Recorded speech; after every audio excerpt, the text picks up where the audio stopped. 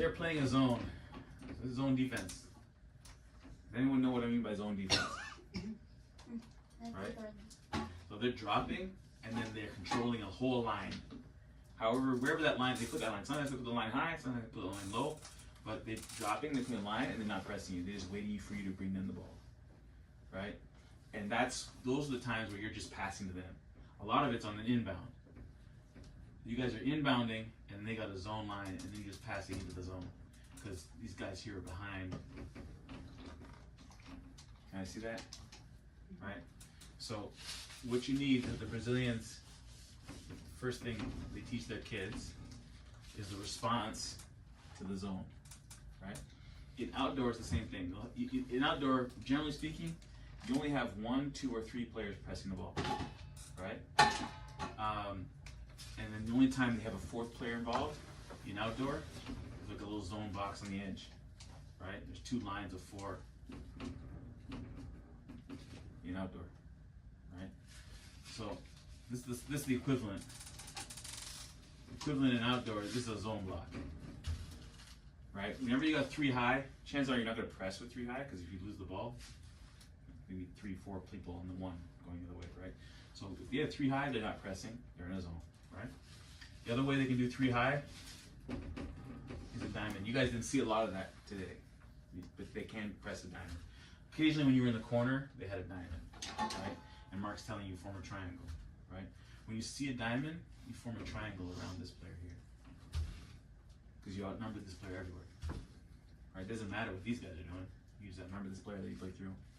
Right? So whenever you feel that one player leaves out of the zone, then what you're looking to do is surround that player. So, a couple concepts.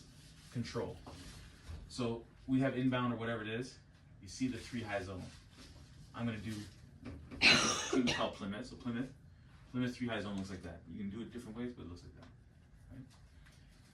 And we're behind here. So what you end up doing, and maybe a player here, go over there. What you end up doing is putting their zone inside our formation. What's getting ready to happen here? Shot. For who? Our team. She says a shot for our team. We're about to get this ball inbounded and shoot. Anyone else? No, their team. What's going to happen here? They're going to intercept. An intercept. So you guys are watching the ball. You need to be counting the players on the ball. Right? It's the same concept. When you're attacking, you're looking at the ball, and what you need to be figuring out is you look at your position. And what you really need to be figuring out is, what's my role, my responsibility, right? There's a certain number of people who are just responsible for taking care of the ball. And then there's another group of people that are responsible for playing on or off the ball. And then there's 2 other people who are taking up shape, ready to run into space or ready to defend. So it's not about positions. This could be anybody. How you have to see the game is 4-3-3, 4-2-3-1, whatever it is first. First you have to see who's on the ball, who's supporting the ball, and who's giving us structure. There are no more formations in football. So it's a completely different mindset. In order to do that, you have to be able to read the defense. 3 high, in a line, block.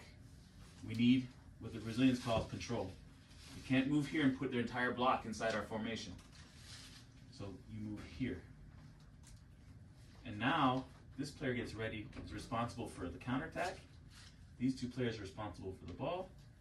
She also supports. These 2 players give us space, width, and structure. On the ball, off the ball, structure. That's the basic setup. So in every situation has an on the ball, off the ball structure decision. Not 4-2-3-1, not 4-3-3, like not a position. You guys are taking up positions, and the structure says they're inside our formation. So our structure needs to be This player defends, takes their zone player out of the game. And now we control all this space in here. Because if she intercepts, she's going to press from behind, and we're going to press from the front. We'll be in trouble. So 3-4 goals, we're just that. This player goes behind, this player panics, passes the ball to the other team. Right? So the other thing is you have to map is your feelings. If you feel like you're going to panic, the one thing you want, when you feel panic, do nothing. Do not pass the ball. Step on it, get into a duel, kick the ball out of bounds.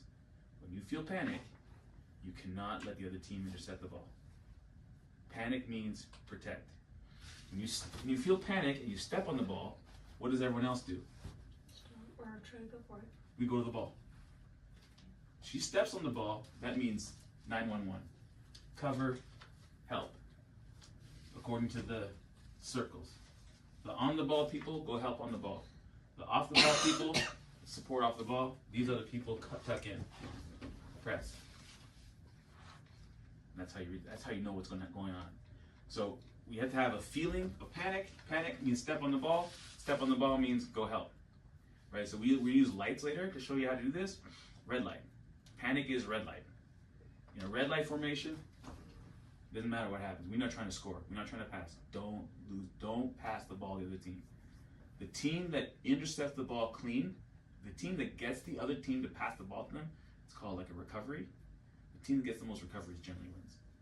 Most blocks and most recoveries.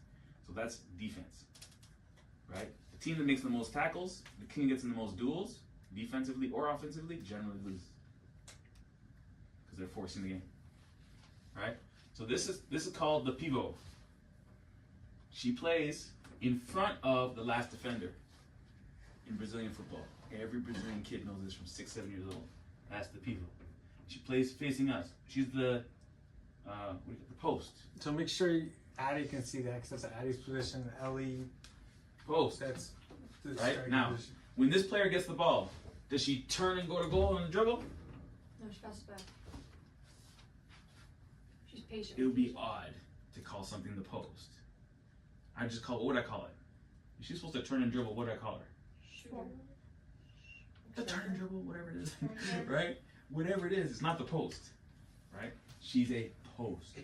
Her job is, even though she's the forward, her job is defensive. It's to secure the inbound, make sure there's no counterattack. This game is about, both games, futsal and the outdoor game, about counterattacking. The counterattack in futsal is worth 1.25 of a goal going forward. If you force the ball going this way, you're actually causing 1.25 goals the other way. Right? In outdoor soccer, it's about 1.1. So outdoor soccer, it's invisible. But So if you describe those numbers. What do you mean 1.25? What do you mean? So, anytime I do a great play, every time I do a great play, I force in the dribble, I beat a player, I get into a duel, tuck it through her legs, push my way through, beat the next player, do a desperation pass with the tip of my toe, and then we score. And everyone goes crazy. Yay! But they had 3 chances.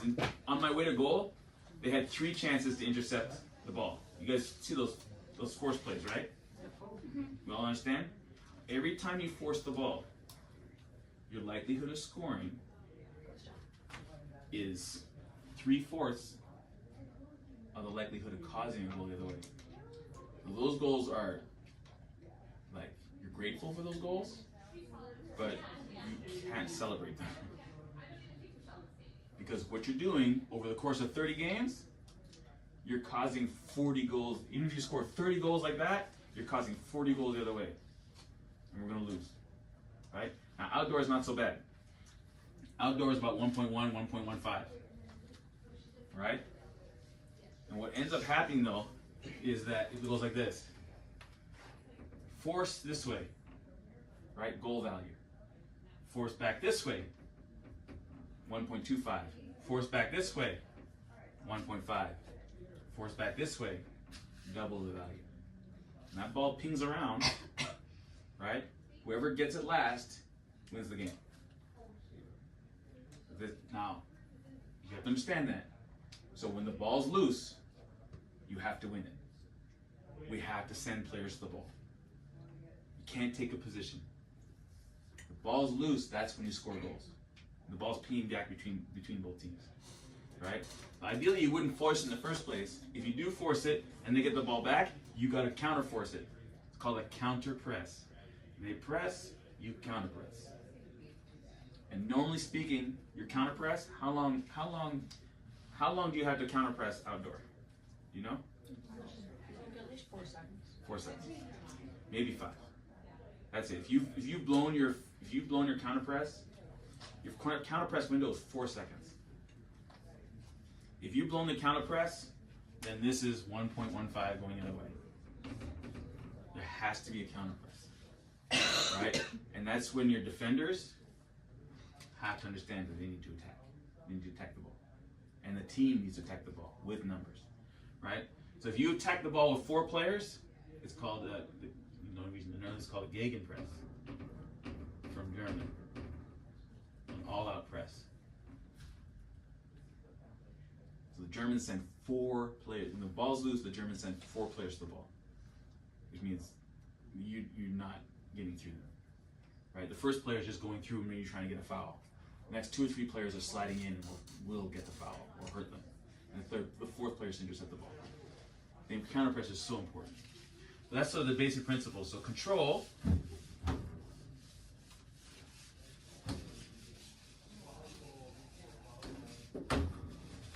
is the one thing that we don't have. 1, 2, 3. Control, the post.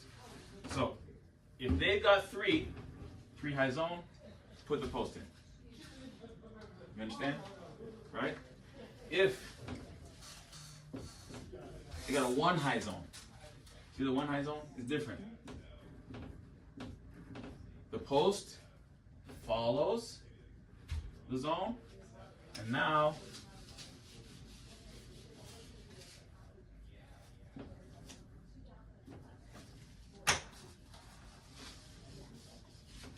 you create a triangle around it. That's it. Like that's control. 3-1. Right? So 3, 1, 2, 3. They're 3, 1. It's called 3-1. With a post. Now,